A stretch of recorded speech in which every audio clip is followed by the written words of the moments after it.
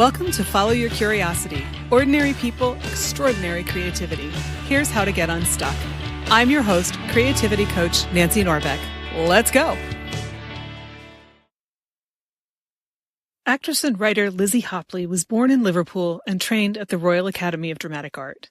As an actress, she has worked for the Royal Shakespeare Company and the Globe Theatre, and recent screen work includes Black Doves and an upcoming feature film, Fackham Hall. As a writer, her radio sitcom Green won Pozzitive TV's Fuzzy.comp 2021, and TV series Bloody Betty is currently in development. She has written and appeared in over 90 Big Finish audio adventures, including Dark Shadows and Doctor Who, and her Doctor Who audio play, The Curse of Lady Macbeth, won the 2022 Scribe Award. Lizzie joins me to talk about how her childhood love of writing and acting became a vocation, auditioning for RADA twice, and how she ended up continuing to write even as a drama student, how learning to think of acting and writing as having a target changed her work, and a whole lot more. I think you will really enjoy my conversation with Lizzie Hopley. Lizzie, welcome to Follow Your Curiosity. Thank you. I'm so glad to be here after we met it was eventually sunny LA, wasn't it?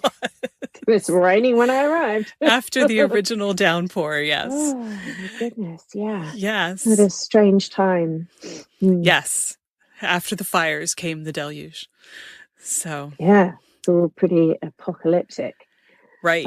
But then we spent, I don't know about you, but I spent 3 days pretty much underground in the world of Gallifrey 1. Yes, that is correct. Didn't see much of the sky, whatever it was doing. I know. Everybody heard I was going to LA and they were like, oh, you'll be out in the sun. I'm like, nope. Yeah.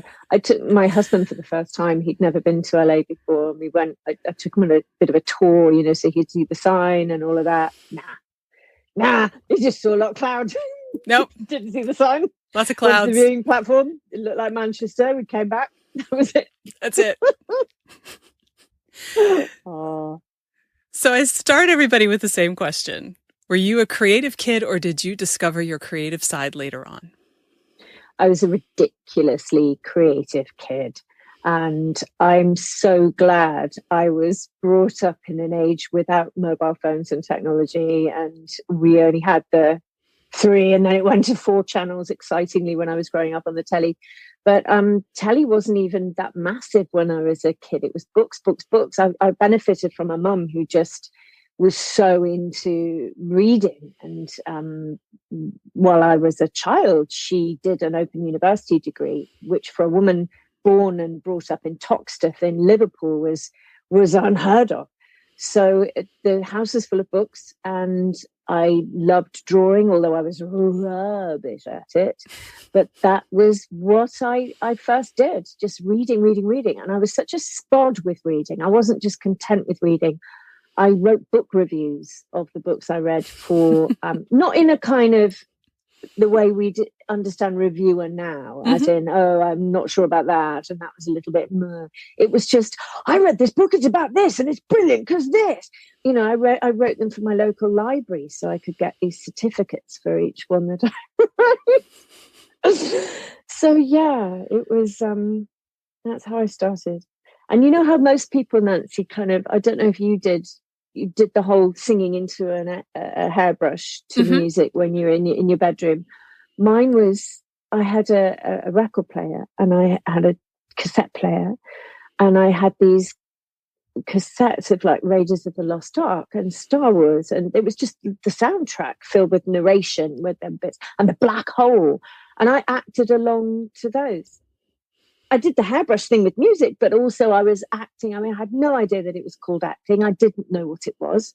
But if something was exciting and there was a story, I wanted to be in it. And so I would learn the words, I would mouth along to the action, and I would, in the tiniest bedroom, fight all the aliens and run away from the great big stone balls and carry off the golden idols and put myself in the star of every film.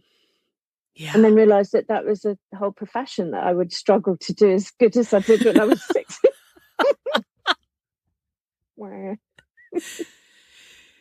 So did your family encourage you, or did they just kind of say, yeah, okay, typical kid stuff, she'll grow out of it? Or I think it's probably their fault, to be honest.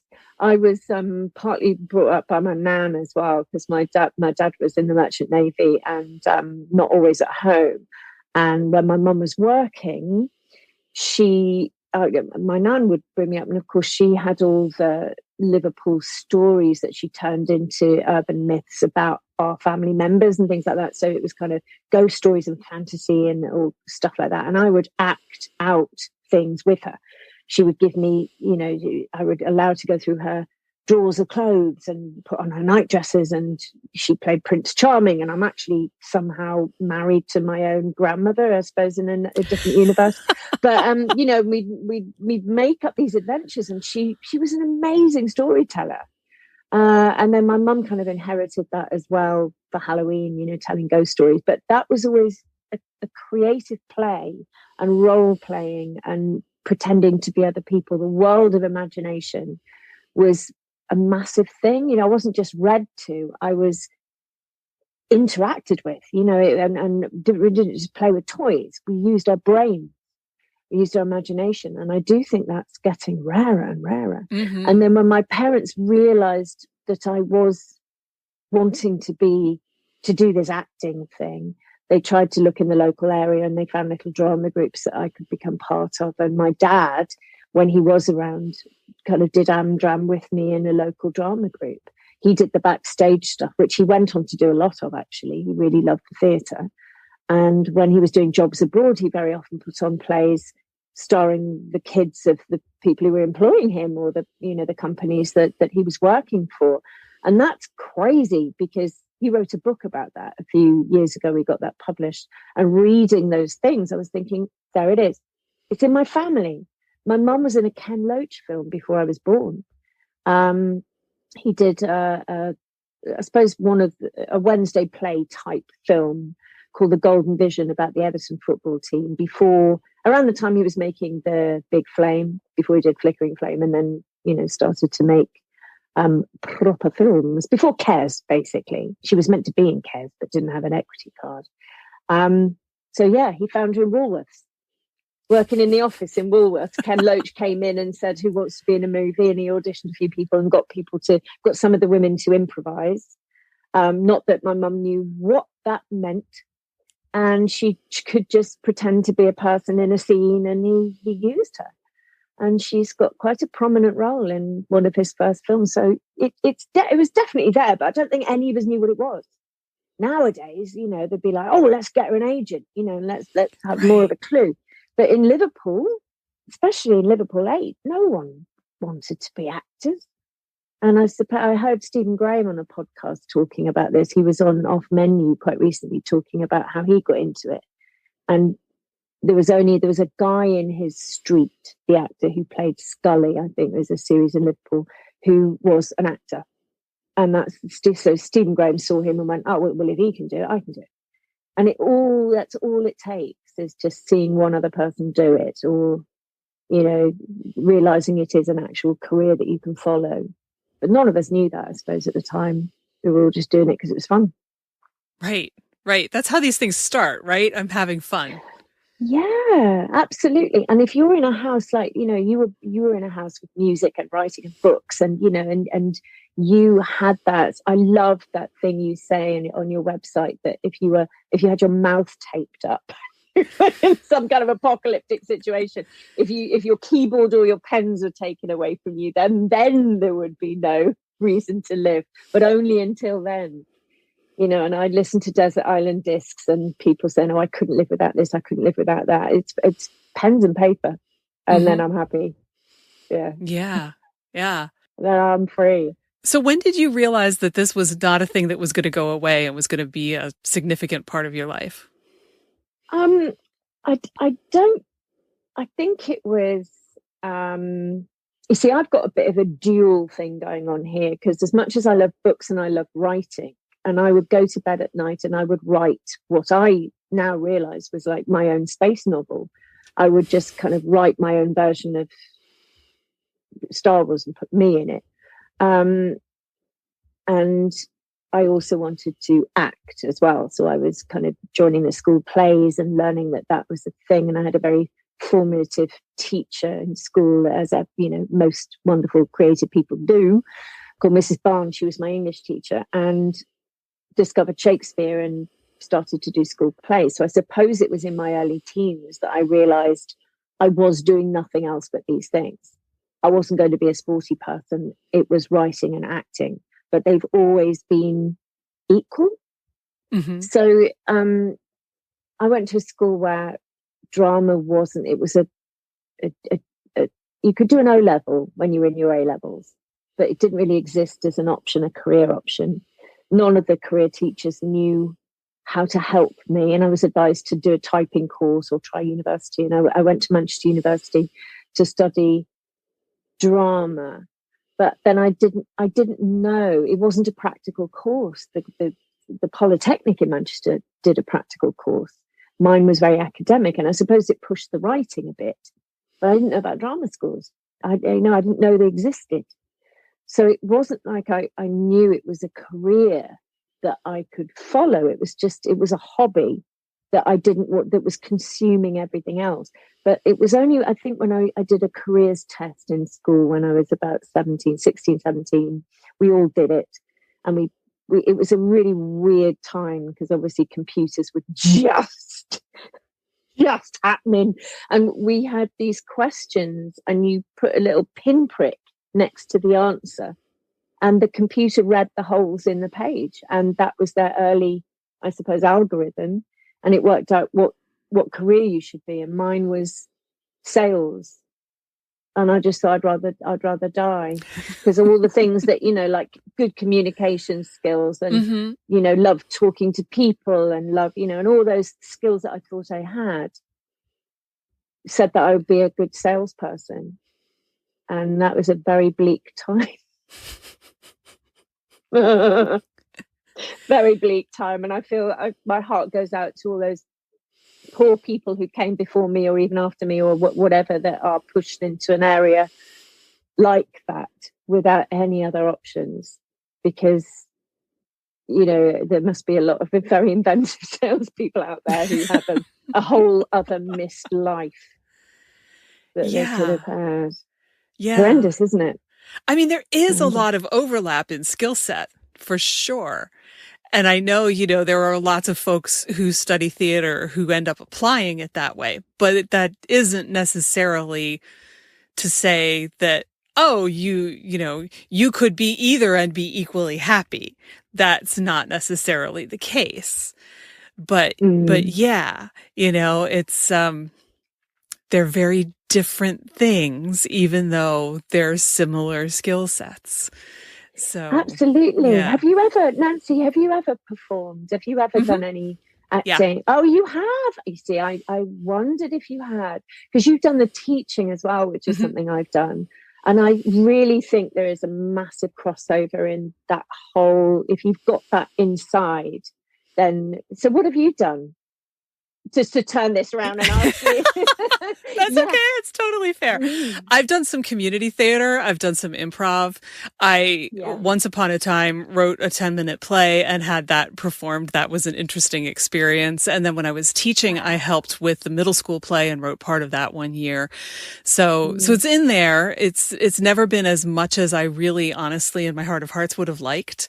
I realized, I don't know, 5 or 10 years ago, I thought, really, I could have majored in theater in undergrad and probably done everything in my life that I've done with an English degree.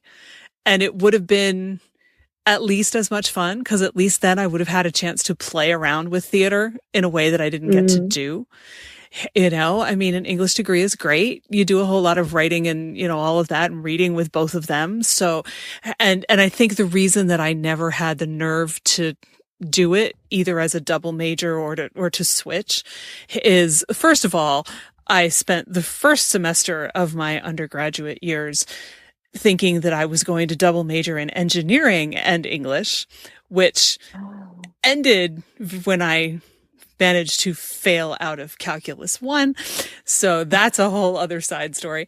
But also I was pretty sure, I never tested the theory, but I was pretty sure that if I told my dad that I was going to switch to a theater degree, he would say, great, and how are you going to pay for your undergraduate degree? So I never tested that particular water because I didn't want to have that conversation.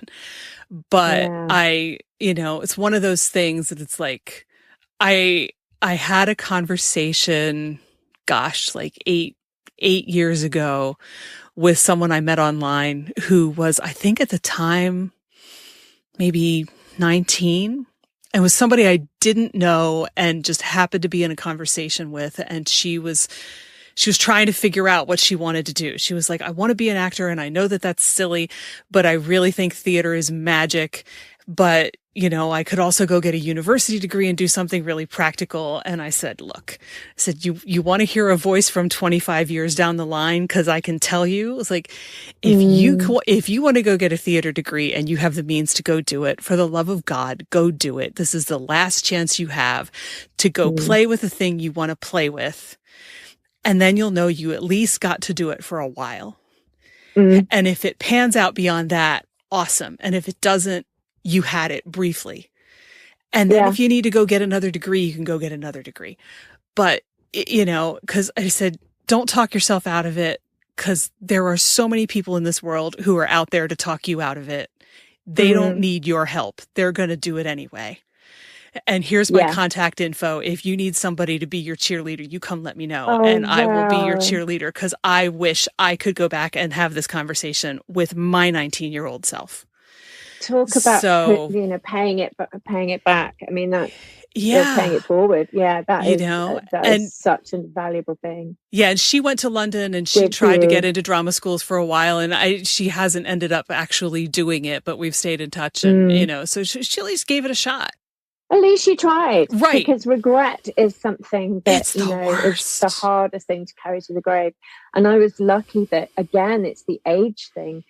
I had 4 years of university grant from Sefton, and they're a small authority. It's not Liverpool, it's just outside Liverpool, Sefton. And it was when I went to university, and I had my fees paid, and I had no student debt, which is amazing.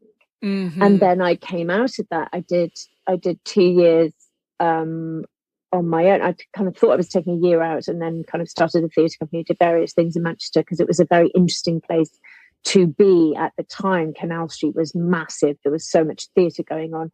You could get money to do stuff. It was ridiculous time. And this was in the early 90s. The music scene was so huge. That Manchester was just very exciting time to be creative. And then still had a year left of funding to go to drama school, when I realized that was there and that I hadn't done it, and perhaps I should. So I had my first year of RADA paid for. Now, to think of that happening now, I had both those things. I had university, and then I then the second and third year of RADA was paid for by grants and sponsors. But my parents certainly couldn't do that. But that would not have happened to me. Right. It just wouldn't have happened to me, because student loans didn't exist, so I was able to do it. But now, of course, you would have to choose, especially now the government is taking away so many arts based courses and resources from schools, universities. To choose that now is a big risk, because it has to be vocational. You have to kind of think of the future. And if I'm going to have to pay all this money back, I better not train to be an actor. Right. Because money is one thing you're not going to get. And with writing, you if you're lucky, you can tick on by. Yeah. And be a jobbing actor and writer, which I am, which is unbelievable. But I've spent many, many years doing all the jobs that fill the gaps, just to make ends meet. And so many people I've known through university, but particularly through RADA, because it's so oversubscribed, and I was so lucky to get in. But most of the people I knew have left, because it however good they were, it's too hard, especially if you want a family. and a quality of life. You can't be an actor. Yeah. So it's so hard. And it's literally because it's the only thing I can do. And because I have the backup of the writing, which makes me happy. And if I wake up in the morning and go, oh, I want to act today, you can't, unless you're mad and you want to stay in your room and just do it on your own. Done that, did that as a kid. But you can't just do it. Right. But you can do that. You can wake up in the morning and go, I'm going to write today. And you can. No one's stopping you. So I'm very lucky that I have something to back me up, which is something I also love. So, yeah, I mean, that's a very long answer to your when did you realize you wanted to do this thing. But it was always, for me, it was always both, and I couldn't choose equally between one or the other, thankfully, really. So what happened when you went off to drama school and you're more doing theater than writing? Again, that was the strange thing, because I went straight from the north to the south. I'm in London, huge, very excited to be at RADA. The only reason I'd applied to RADA is because it's the one I'd heard of. I picked up a book about Laurence Olivier and found out he went there, so I thought better do that. And also I was in Manchester and they held auditions at the Royal Exchange Theatre, so I was like, oh, it's just down the road. So I went and did that. And the then principal said, where have you been since you left school? And I said, well, I'm at university, because I was in the middle of my university course then. And he said, well, you mean you haven't finished? No, I haven't. I just, I want to be an actor. And he said, well, we don't take quitters. You finish your course and reapply. And in a way, I'm glad, because I then got a degree. And in my final year, I wrote stuff, because I couldn't find anything I wanted to play that wasn't a man, and they didn't have gender blind casting then. So it was like, well, you can't do it. You've either got to be a girlfriend or a wife or a mother or all of it. So I thought, well, I'm going to write my own stuff then. And that's how I started writing properly, and not just as a hobby. It became, oh God, I can write a play like you did. I can actually write a little thing and people can be in it, or I can be in it. So that's when I kind of thought, I've done that now. I'm going to start my own theatre company, write my own plays, do a bit of stand-up comedy, do this, that, and the other. So I then didn't do I finished the course, like he said, but then I didn't reapply. And it was only when I was 2 years into all of that thinking, well, what's happening? I'm not a professional actor. I don't have an agent. I don't, what am I doing? And that's, I thought I'd better probably train and take it seriously and get to London. And I suppose the shortcut I chose was a 3-year shortcut that took me to a drama school. And as I said, the Royal Academy of Dramatic Art was the only one I'd heard of. So it was the only one I applied to. And that time I got in. And it was a very key stage for me as well, because I knew I had the confidence at that time. I'd also been to see a film the night before with Gary Oldman. And, sometimes you come out of a film and it gives you the power of the film. You know that, right? Sometimes you come out of a play and you're inspired, or you come out of a movie about superheroes and you feel like a superhero, or you feel like Erin Brockovich. And I came out of this Bram Stoker's Dracula. And I borrowed my friend's leather jacket and I thought I was Gary Oldman, and I turned up to this audition and I wasn't going to not get in. It was very strange, because it wasn't really me. It was a bit, me on a very odd day where I just wasn't going to take any prisoners. And I knew when I'd auditioned, I knew I'm going to get in here. And I got a recall and fortunately managed to blag that as well. But I did think, if I hate the people, I'll leave.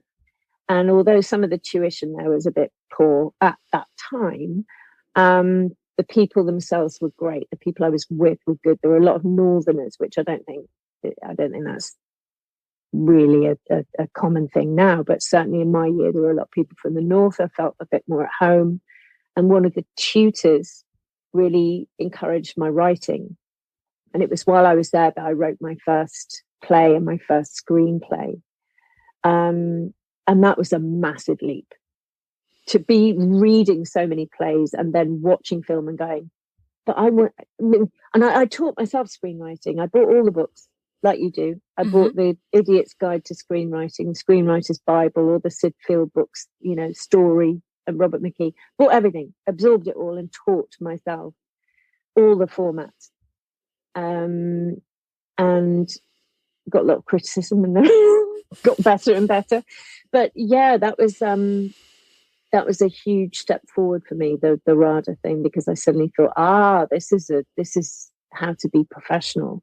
You've got to do it seriously, and you've got to, even though we didn't have a professional development course at the time, I still had to learn an awful lot. But that's when I suddenly took that leap forward.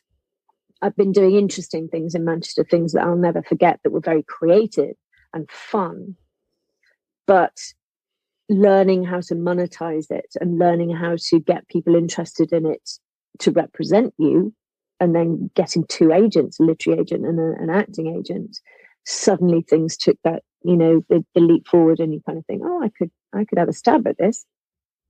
Yeah. So you were basically doing both at the same time anyway. Yeah. It was just to give myself a role.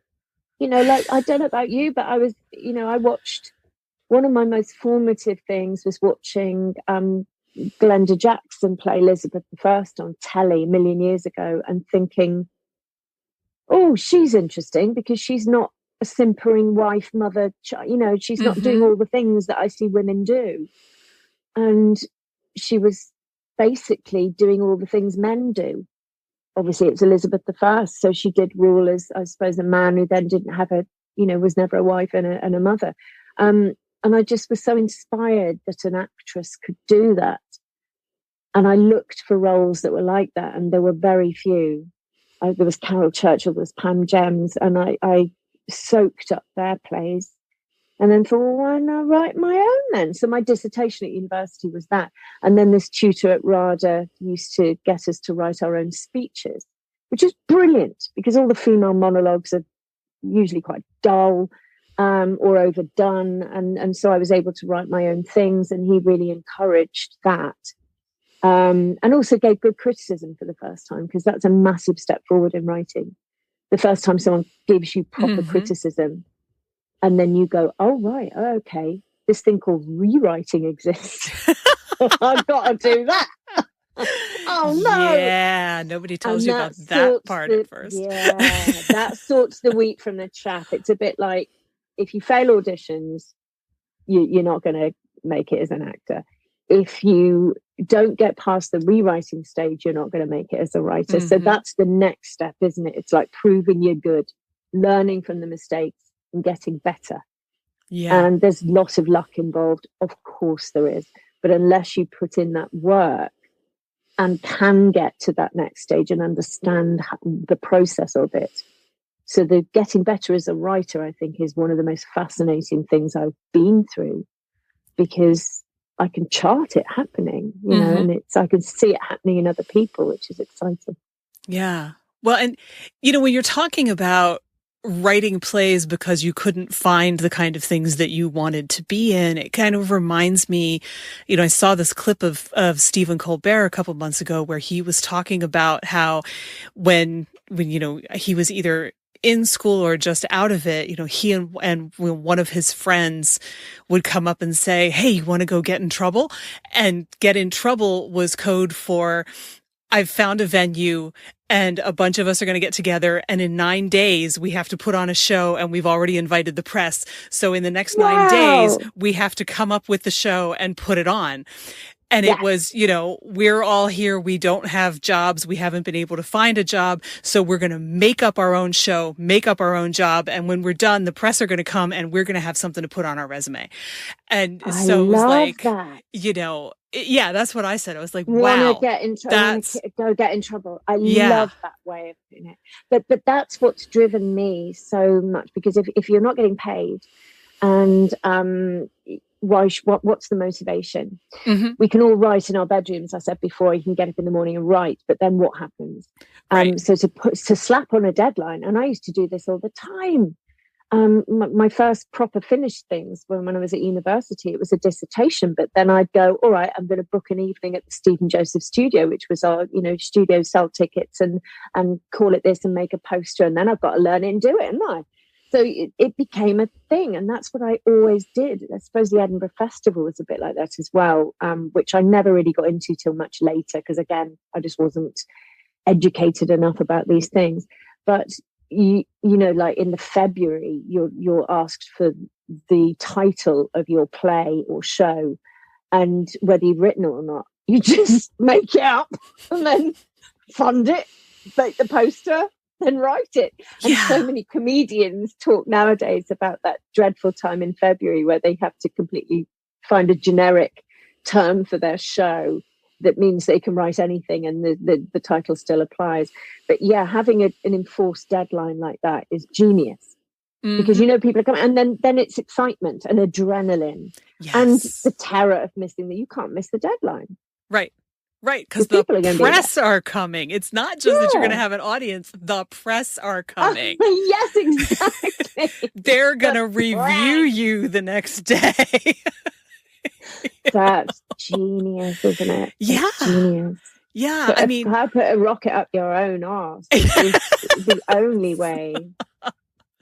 Yeah. But you're doing it for yourself. Like so many, I'm watching Severance at the moment, and that wonderful thing about I don't know if you're watching it at all. I've seen some of it, not much. Now TV. But everyone loves it because it's so it looks at your work self versus your real self, and that there's this self-help book that the work selves discover, and it's all about you're working for the man, you're working for the other person, you're putting so much of your effort in for someone else, and at least I know that everything I produce is for me, is ultimately for the audience, and the people you write it, you write stuff for the reader, or perform stuff for the person watching. However, at the end of the day, I benefit from everything I do. Not always financially, Nancy. But put that out there in case anyone's thinking of being a writer or an actor. But if you're writing it to please everybody else and not to please yourself, the odds are you're not going to end up pleasing anybody. Whereas, you got to be happy with it. Well, what I mean about writing it for other people, you're absolutely right about that. And let me clarify. I suppose the thing I mean is I used to write just for myself, and it gave me a voice. It helped me find a voice. That people talk about finding your writing voice. I have, I suppose, several, because I write for so many different people and so many different media. But then when it comes to monetizing it, you then do have to think of your end viewer, your end listener. My first professional commissions were for Radio 4. So I had to think about the listener of Radio 4 afternoon plays and really think about, them on the other end of this radio, listening to this story and knowing that I had to keep them engaged. I had to keep them excited. I had to, really take them on a journey. I'm still writing for me because it's my idea and I want it to be fantastic and the best thing ever. And I'm bringing my ideas to them, but I've never lost sight of the importance of that end user.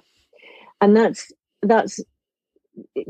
knowing that there is a connection between you and that individual person in row U of the stalls or whatever is so important.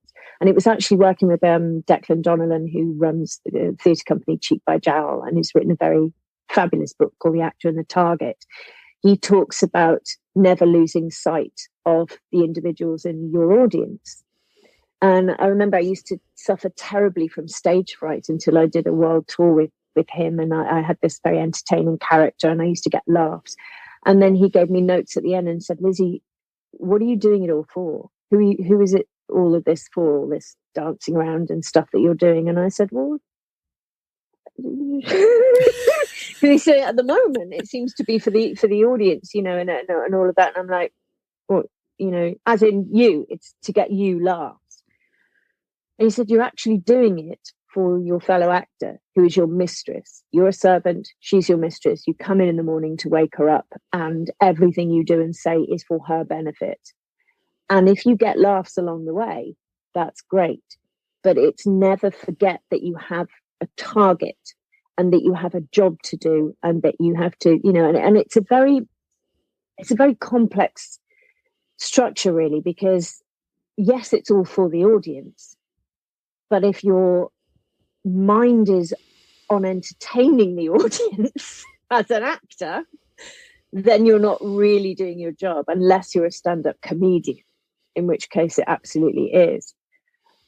But as an actor, it's very different from a writer, because of course the writer, you don't have anyone to interact with. At the writing, all you have are your characters and your story. So you make them as good as possible. You focus on them, but the very end is the person who's going to be listening to it or reading it or watching it on the telly. Yeah, this makes sense. Does that make any sense? It does. It especially makes sense to me from an acting point of view, and I'm really curious about how you put it into practice in writing. Yeah, I guess it's just being aware of, I call it the end user, I suppose. But I mean, that whole thing about the actor and the target helped me in a lot of ways, because as I said, I was very nervous. And one of the side effects of having your focus on your target properly as an actor is that you lose your nerves, or I did anyway, because your attention isn't on yourself.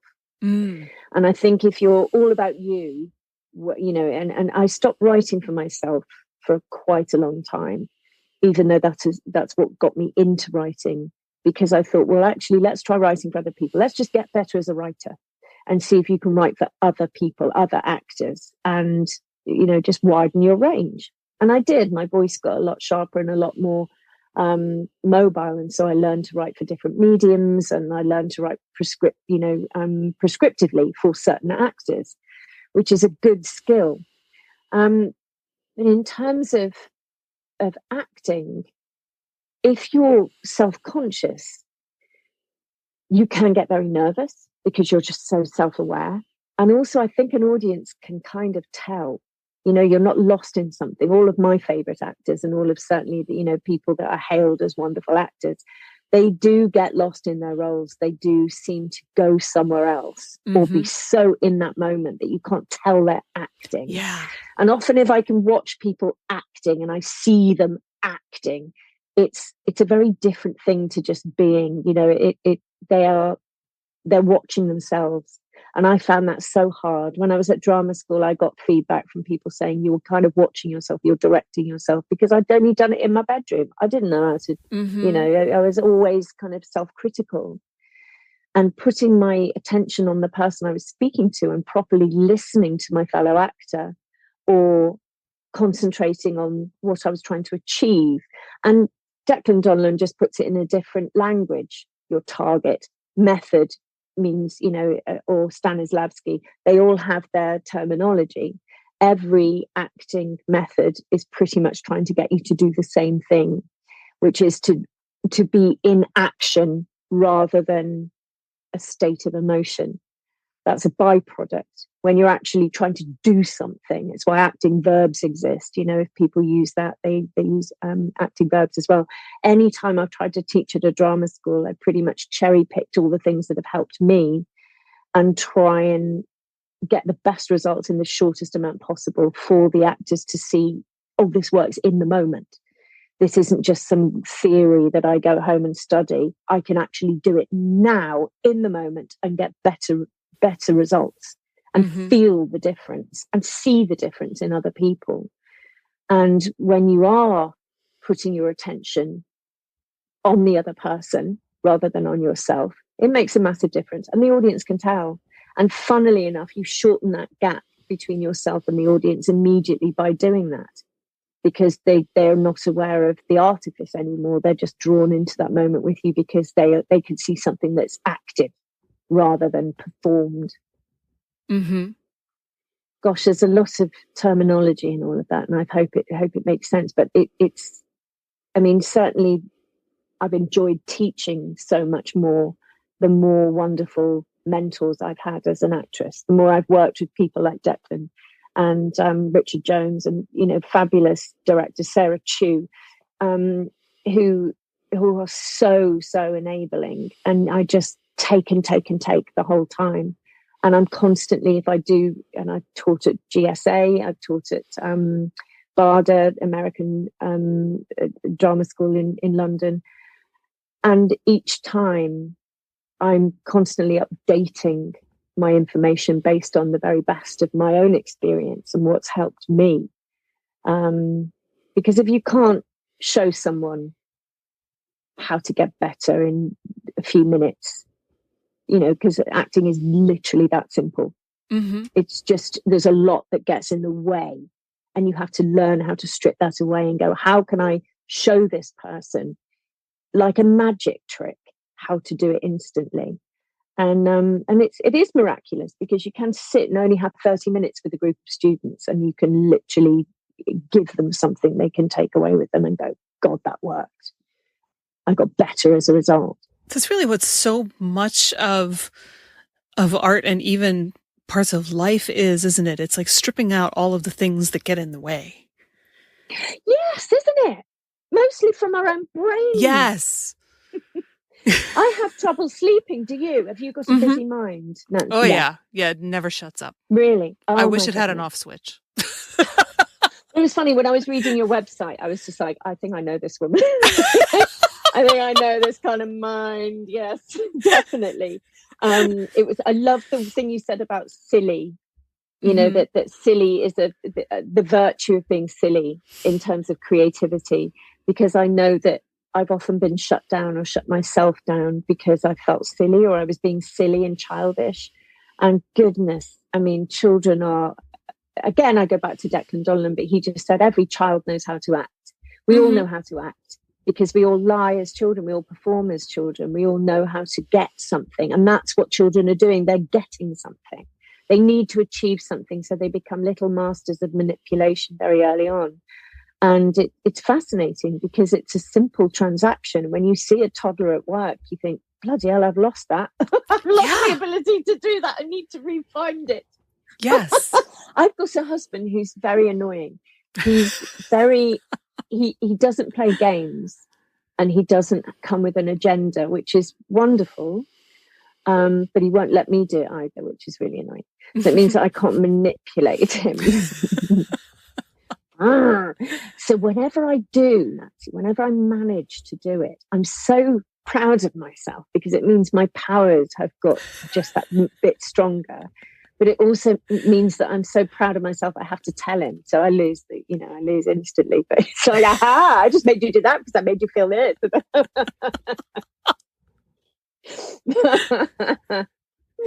But it is, you're absolutely right. It's simplification is the key in acting. Acting is a very complex, it is an art. It is something you can get better at, definitely.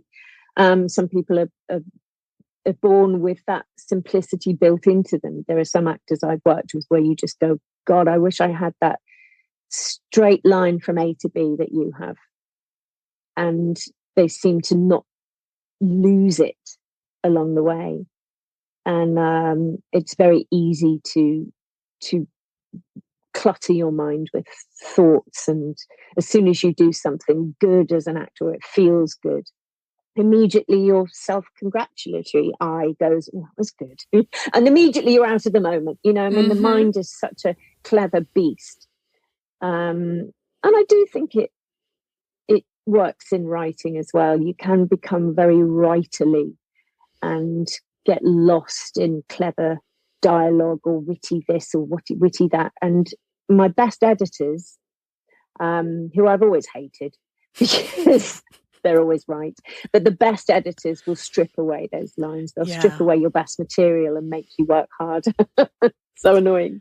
Yeah, I have those moments when, I hear that voice in my head going, you have to kill your darlings. You love that line, and it needs to go. You can copy it, you can paste it somewhere because you love it, and you'll never look at it again once you do that. But if it makes you feel better right now, you can copy it and you can paste it somewhere, but it needs not to be in this particular thing. That's so and I true. hate that voice in my head because I know it's right. I know it's You know right. it's right. But I'm You like, know it's but right. this is really good. It's like, yep, It's but so it funny. doesn't belong here.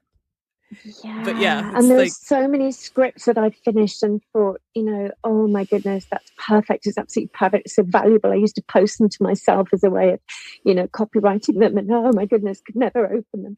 And then you look back at those things because sometimes there's an idea in them that you need to reuse, or you think, an idea suddenly gets to be zeitgeisty and you think, oh, I had that thing ages ago. And you look at it and you go, oh, well, yeah, that's all rubbish, but I could use the final, 10 pages. And you think, God, I used to think that was the Bible. And I've just looked at it and just discarded 98% of it as being useless. But you had to do it in order to still have that gem of the 2% left. Yeah, it's a very interesting journey. And as soon as you lose your ego as a writer and as an actor, I remember Judi Dench talking about losing her ego very early on in acting when she realized she accepted her shape and that she was never really going to have a waistline that she wanted, and learning to just put on a costume and go, yeah, that's right. I don't look great, but it's right, was a very valuable thing because it set her free. And look at what she's done. Look at what she's done. I saw her Cleopatra a million years ago when I was in school, and it was at the Olivier stage at the National Theatre in London. I was so far away, and it's one of my favourite roles in one of my favourite plays. And there was a moment in that which was wordless. It was a reaction to something Anthony said, and she just was really annoyed by it. And she walked the whole length of the stage, and she's all of 5'2", this little squat woman, and she brought the house down because of her physicality, and she was the absolute physical antithesis to what most people would think of Cleopatra now. Certainly in today's, like casting, trying to, be a little bit more closer to reality and history and the truth. But, like Judi Dench playing Cleopatra was hilarious because she transcended any of the rules just by truth. And that was a nice thing to watch. It was a powerful thing to watch because you didn't judge her because she didn't care. Yeah. And I find I don't know about you, but I find as I get older, I care less. Oh, absolutely. I tried stand-up comedy in Manchester, and I wish I'd done it because I was absolutely in the right place at the right time with so many people who then went on to be massively successful. But I was too nervous and I couldn't do it. I was too self-conscious, and it died a death. And I did a year of it. I think it was in 2017. A friend of mine just got tired of me boring her about how I should have been a stand-up comic. And she said, why don't you just do some? So I did it for a year and had a blog. And I found the more I did it, the less nervous I was, which was really interesting. I learned a lot about, how I was going to take a lot longer to be a successful stand-up comic. But I realize also the older you are, the less you care what people think. That's a cliche, but when you actually experience it for real, especially as a woman, it's brilliant because the freedom that you have, even though the whole world sees you as less of a human being and that you're so invisible in so many situations, you're still fighting that. But within yourself, the fact that you care less is a wonderful thing. And how ironic it is that, not enough of us at 20 have those same feelings. Yeah. Because what could we achieve? I know. What could we achieve? Yeah. It's only the men that feel like that when they're 20. Really.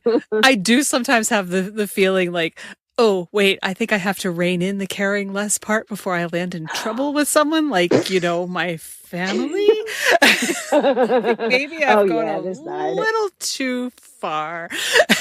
but yeah, no, definitely. And it's funny when I was about, I don't know, 25 or 26 and my mom turned 50, I called her on her birthday and I said, happy birthday, I'm so jealous. And she said, are you crazy? And I said, no, I don't think so. And she said, why? And I said, well, because I figure by the time you turn 50, one of two things has happened. And she said, uh-huh. And I said, either you've figured it all out or you don't care that you've figured it all out. Yeah. And so when I turned 50 a couple of years ago, I called her up and I said, you know what? I was right. That's wonderful. It's like, yeah, I haven't figured it all out, but I really don't care.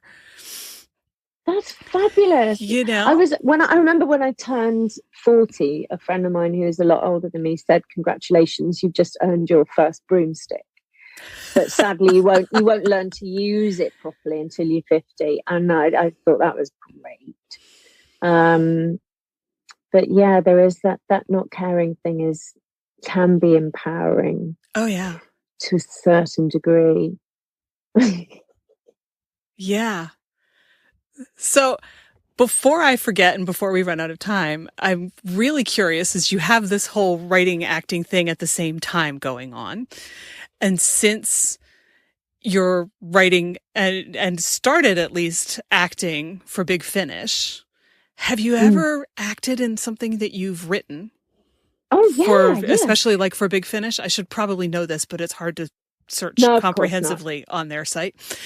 And there's also so many. I started acting in them first because I was in a stage play of Abigail's Party, and one of our supporting actors was Conrad Westmas, who plays Kerres in Big Finish. And there were some well-known names in that cast, and yet at the stage door every night there would be people there for Conrad, and we were like, who the hell are you? He explained about, who are you then?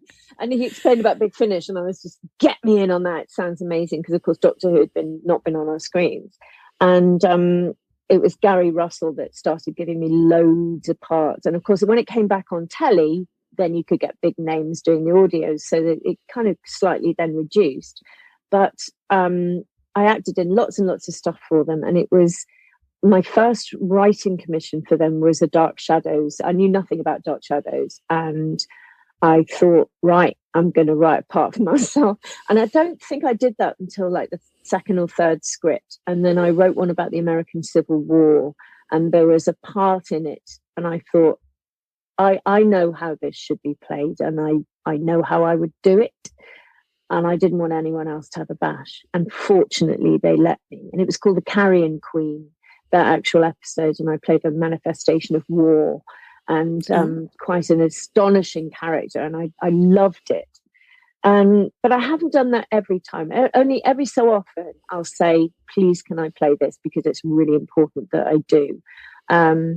Just because I know that there's a balance of humor and evil, which I particularly like, or, a certain accent or a certain tone that I'm not sure anyone else would get. Although I'm probably, one of the wonderful things about losing your ego as a writer and writing for other people is then when people do justice to your work and then take it and make it better and find things you hadn't planned, you're like, wow, that's a new experience, and it's fabulous. Of course, the opposite happens, and I've got a kill list of people I might get time to bump off one day when they actually ruin your work. But every writer has that. But yeah, I've done quite a few now, and it's been great working with a huge amount of audio actors. Some that have come from the Doctor Who screen version to do audio, and vice versa. So yeah, still doing it. Yeah. You've done so many. I have. I've worked out. I've not done as many as John Dorney, because I don't think anyone has. But he did tell me this weekend that he'd written the most for David Tennant. So, and I'm second. He and I are like, we kind of almost vie for who's written the most for David Tennant. And I think that was mostly in lockdown, because he and I wrote like an audio a month during lockdown. It was just bam, bam, bam. And it kept me alive, kept my brain alive, Big Finish. So I owe them a huge amount. And it's been, it gave me a certain training in structure, because I've been asked to write audio novels. So it's trained me in prose. And then, in long form and short form, I've learned how to do 30 minutes, an hour, because I'd only ever done a 45-minute afternoon play. Now I know how to structure things. It's like holding a skeleton in your mind, and each time it gets longer and shorter, but it's got to have a head, a spine, limbs, a tail, whatever it is. That that's what your structure is. And each time it just kind of moves around differently. And because it does involve sci-fi and horror, the horror ones are always my favorite because I'm such a horror nut. But because it does go into that fantastical area, you can mess around with structure as well. So there's room for that playing about that doesn't always exist in the professional writing world. You don't always get those opportunities. And even when the opportunities do exist, you're sharing them with a writer's room that have rules, or it's for a program like Doctors, which suddenly gets axed. Ooh, and it was a wonderful breeding ground for writers, experimental breeding ground for writers. So Big Finish is a massive, massive opportunity to just get better, I think, at what you do. If they still, I mean, they've opened out their writing, their writers and their actors now. That there's so much more diversity there, which absolutely had to happen. And so sometimes there's less work around, but if you're consistently doing well and the fans are enjoying it, I mean, you look at, you go to Galley and there are people turning up with pictures from box sets that you did years ago, and it's their favorite story, and you think that matters so much. It's a wonderful family, I think, not just in terms of writing and acting. I've also got a massive friend group from them. We've got a running group, God help us. Oh, I'm sure. I mean, it just seems like Big Finish is a community as much as anything else. Yeah. And you never really get to meet them unless you go to the conventions. I've heard so much about Galley One, where I met you in LA, and it's the first time I was invited was last year, and I couldn't do it because I was working. I thought I'd never get asked again, and I was. So just to meet so many people to whom it means so much and make new contacts has been a gift.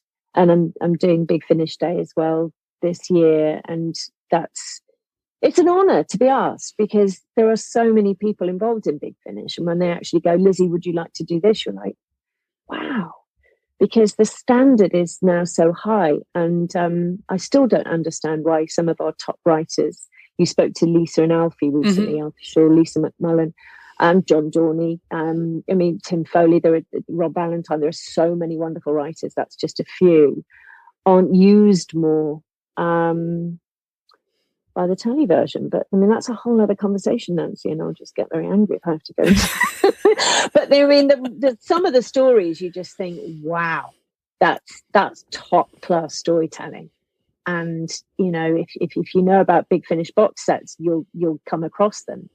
But the wider audience that needs to hear those stories, or get involved in those stories, or see them if they were put on telly, are missing out. But there you go. Well, and sometimes, I've listened to so many. So I totally relate to the actors when they say, I don't remember that particular story because we banged it out in a day. I'm like, yeah, I've listened to so many. It's like, yeah, I know I heard that one, but you're going to have to help me remember which one it was, Of course, but then when they do remember something, isn't it? Because I've listened to so many and they are all I forget ones I've written. But if there's a specific character or a specific moment that logs in your brain, it's there for a reason. And that means that, you've created an iconic moment, or someone's created an iconic character that you'll never forget. And it's so personal to everybody. We all have our favourite moments from the Doctor Who world if we've ever watched it. Mine was the Target books. Oh, yeah. I came to Doctor Who through the Target books, and I definitely had my favourites there. I'm sitting here next to boxes full of Target books. Oh, how did you get into Doctor Who? I got into Doctor Who because when I was in 9th grade, so I was just about to turn 14, a girl moved into my school district who had lived in the UK for 5 years. She was very into Doctor Who. And so she started talking to me about it. And I was like, wait, I think I remember this show. I think I turned this show on once, like 4 or 5 years ago on a summer afternoon. I remember this weird theme tune and this guy with curly hair and a scarf. And there was a giant green disembodied talking brain. And I think I lasted 3 minutes because it was the freakiest thing I'd ever seen. because I was like 10, you know? Yeah. And she said, oh yeah, I know which one that is. And Yeah. somehow got me to turn it on again to one that was Wow. not The Brain of Morbius. And I said, oh, okay, this isn't as freaky now. And I kept watching. And so I was in my area, you could watch Tom Baker on one channel and you could watch Peter Davison on another one. So I was watching them side by side and just got completely hooked and stayed completely hooked. She, I don't think, has watched anything in eons, and here I am going to conventions now. But yeah, and so, you know, as I tried to explain this to my nephews who are 9 and 12 a year or two ago, and of course they cannot fathom this at all. But, you know, I started buying the Target books because in the mid 80s, that was what you did. You didn't have VHS and you didn't have DVD, and Lord knows you didn't have Netflix or Disney or anything like that. You had the Target books. So it was like, I'm going to go. And I remember buying like Galaxy 4, which is, I think, a William Hartnell story, right? And going, I don't know who any of these characters are, and I'm reading this book anyway because I want to know the story. And like, she had to explain to me who the first Doctor was and who all of these other characters were, and you know, and I would just go and buy whichever ones I could find that I didn't already have, and that's how you end up with a box full of Target 3,000 of them. You know, I used to go to the library, Nancy, and I had my library card that would give me 6 books for each visit, and they had a huge array of Doctor Who books, so I would take 6, and then on Sunday I'd go, I've run out of books, so I'd read one a night under the duvet, like reading this book, so I wouldn't get into trouble because I was still reading and still up, and I would finish each one in a night, and then yes, there you go. I just pulled one off out of a box here. And so I would be lost on the 7th day, not knowing what to do, and then I'd go back to the library and get my next lot. But even then, when I came across a brilliant line, I would copy it down in a notebook, and I've still got those notebooks where I've got a line that Tom Baker says, or John Pertwee would say, and that or a moment that moved you, and you go, that's really good. And I had no idea what I was doing because I was the same age as you, 13, 14. But for some reason I wrote it down because I thought, I might like to write like that, or I might use that somehow, plagiarist as I was, and just recognizing that something was good. Yeah. Particularly good. Or funny, and going, I want to use that. That's really cool. Well, and that's the same age roughly the same age when I discovered Douglas Adams for the first time and was like, ooh, words can be fun, like really fun, and started writing my own Doctor Who stories and torturing my English teacher with them and all of that. Yeah. Isn't it incredible how we start? I mean, I kind of wonder what my life would have been, and I insist on no regrets, but I've diversified a lot, not just acting, writing, but by doing different things in each genre. And I've seen friends of mine who've just gone, right, I'm going to do sci-fi, or horror, or Shakespeare. And they've just, plodded along, and either in those things, or you've seen how their career trajectory has benefited.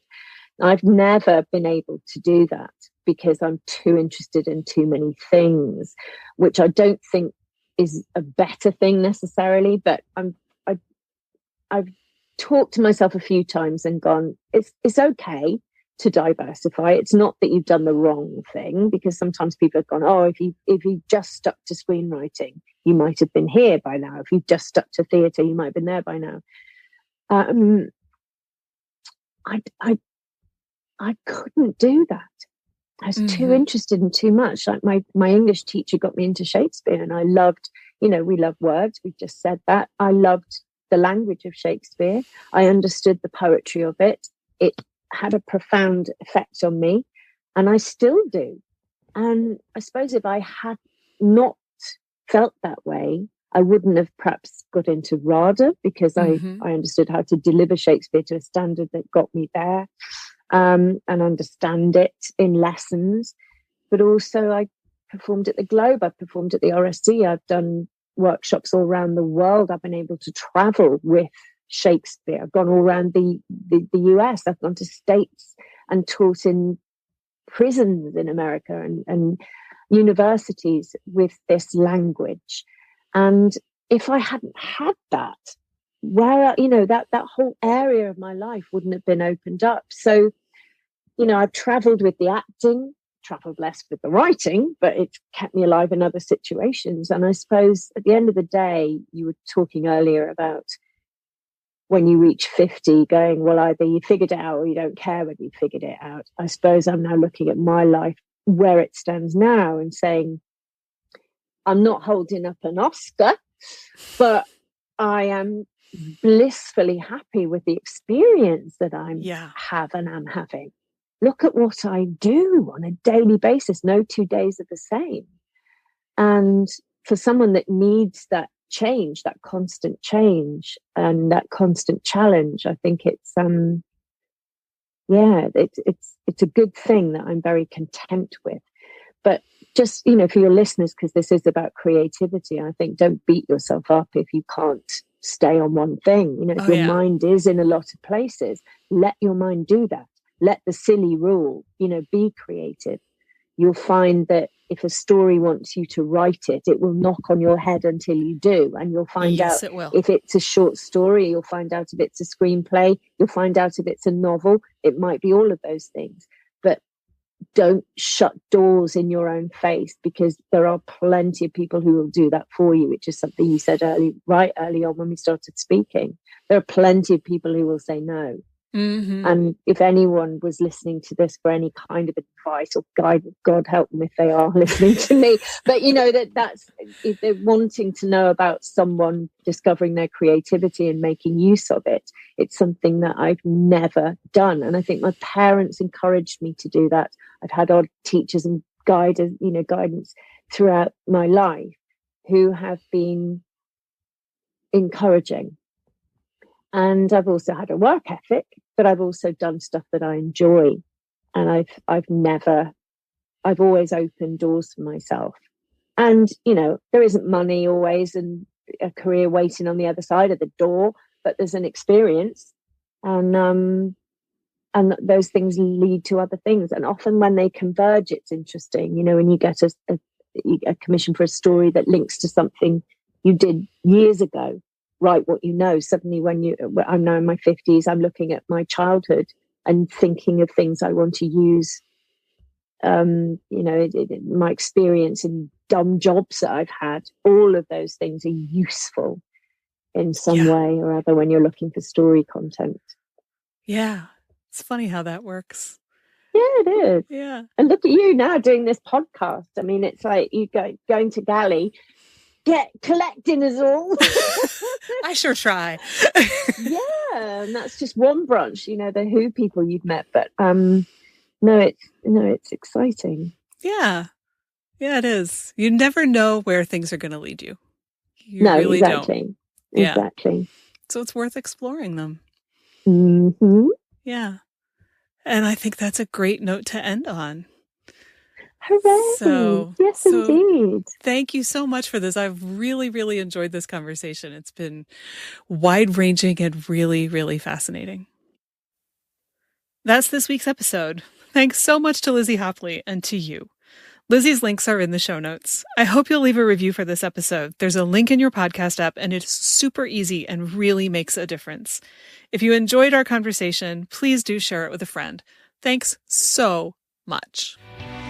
If this episode resonated with you, or if you're feeling a little bit less than confident in your creative process right now, join me at The Spark on Substack as we form a community that supports and celebrates each other's creative courage. It's free, and it's also where I'll be adding programs for subscribers and listeners. The link is in your podcast app, so sign up today. See you there, and see you next week. Follow Your Curiosity is produced by me, Nancy Norbeck, with music by Joseph McDade. If you like Follow Your Curiosity, please subscribe, rate, and review on Apple Podcasts or wherever you get your podcasts. And don't forget to tell your friends. It really helps me reach new listeners.